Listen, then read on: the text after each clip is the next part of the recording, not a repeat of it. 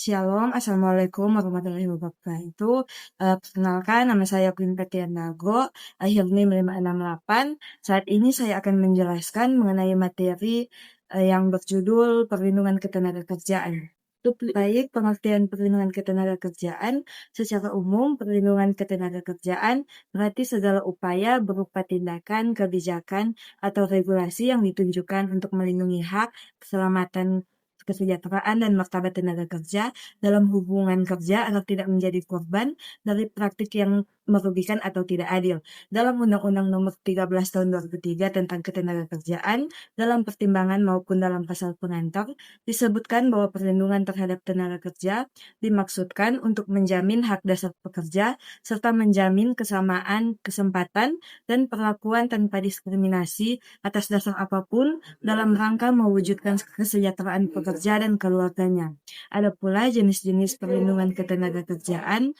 Perlindungan tenaga kerja di Indonesia merupakan hal yang sangat penting untuk diperhatikan. Hal ini dikarenakan tenaga kerja merupakan aset yang sangat berharga bagi suatu negara. Untuk itu, pemerintah Indonesia telah menetapkan berbagai jenis perlindungan tenaga kerja untuk memastikan kesejahteraan dan keselamatan serta keamanan mereka. Berikut adalah beberapa jenis perlindungan tenaga kerja di Indonesia. Yang pertama ada perlindungan hukum. Perlindungan hukum bagi tenaga kerja di Indonesia diatur dalam Undang-Undang Nomor 13 Tahun 2003 tentang Ketenagakerjaan. Undang-undang ini memberikan perlindungan terhadap hak-hak tenaga kerja seperti hak atas upah, hak cuti, hak atas jaminan sosial, dan hak atas keselamatan dan kesehatan kerja. Selain itu, terdapat juga peraturan perundang-undangan lain yang mengatur perlindungan hukum bagi tenaga kerja, seperti peraturan pemerintah tentang kesehatan dan keselamatan kerja. Dan yang kedua, ada perlindungan keselamatan dan kesehatan kerja. Perlindungan keselamatan dan kesehatan kerja merupakan hal yang sangat penting bagi tenaga kerja. Pemerintah Indonesia telah menetapkan berbagai peraturan untuk memastikan kesehatan dan juga keselamatan kerja, seperti Peraturan Menteri Ketenagakerjaan tentang keselamatan dan kesehatan kerja.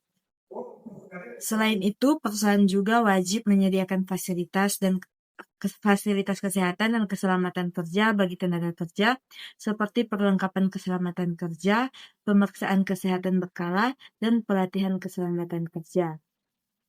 Dan yang ketiga, perlindungan upah. Perlindungan upah bagi tenaga kerja diatur dalam Undang-Undang Ketenagakerjaan. Undang-undang ini mengatur bahwa setiap tenaga kerja hak atas upah yang layak dan sesuai dengan ketentuan peraturan perundang-undangan. Selain itu, terdapat juga peraturan lain yang mengatur tentang upah, seperti peraturan pemerintah tentang upah minimum. Dan yang keempat adalah perlindungan jaminan sosial. Perlindungan jaminan sosial bagi tenaga kerja diatur dalam Undang-Undang Nomor 40 Tahun 2004 tentang Sistem Jaminan Nasional. Undang-undang ini memberikan perlindungan terhadap tenaga kerja dalam hal jaminan sosial seperti jaminan kesehatan, jaminan pensiun, jaminan kecelakaan kerja, dan jaminan hak tua. Selain itu, pemerintah juga telah menetapkan berbagai peraturan terkait dengan jaminan sosial, seperti peraturan pemerintah tentang program jaminan kesehatan nasional. Dan yang kelima, ada perlindungan terhadap anak buruh. Perlindungan terhadap anak buruh diatur dalam Undang-Undang Ketenagakerjaan dan Undang-Undang Nomor 23 Tahun 2002 tentang perlindungan anak. Undang-undang ini melarang penggunaan anak sebagai tenaga kerja di bawah umur yang ditetapkan.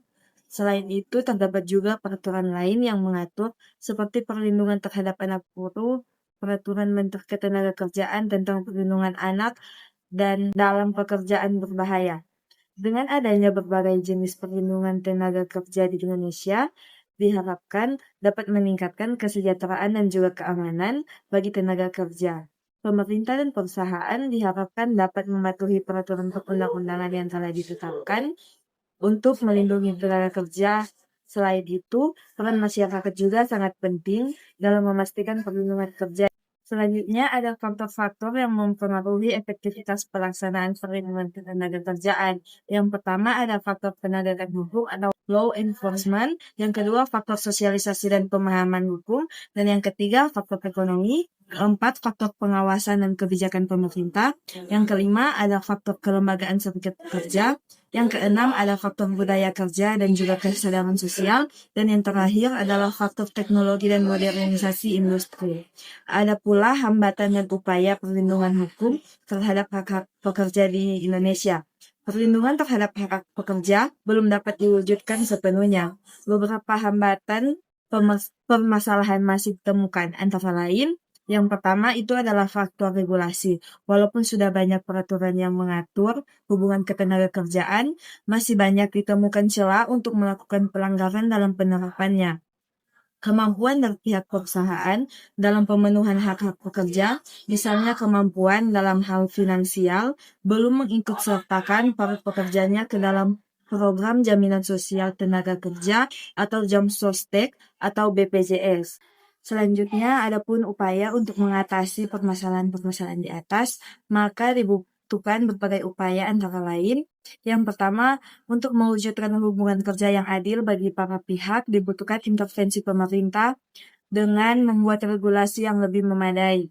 Pengawasan dan penegakan hukum lebih ditingkatkan.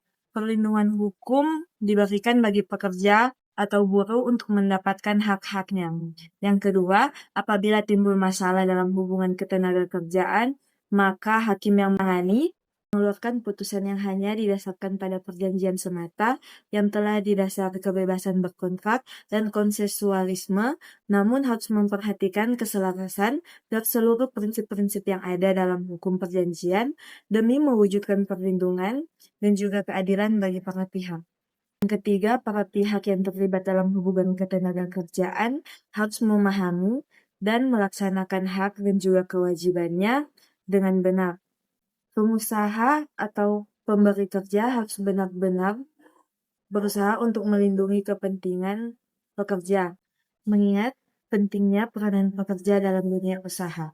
Begitu juga sebaliknya, pihak pekerja juga harus memahami benar apa yang menjadi kewajiban sebagai pekerja.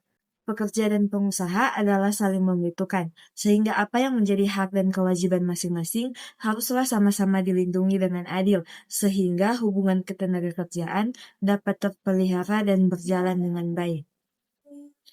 Sekian penjelasan dari saya. Terima kasih.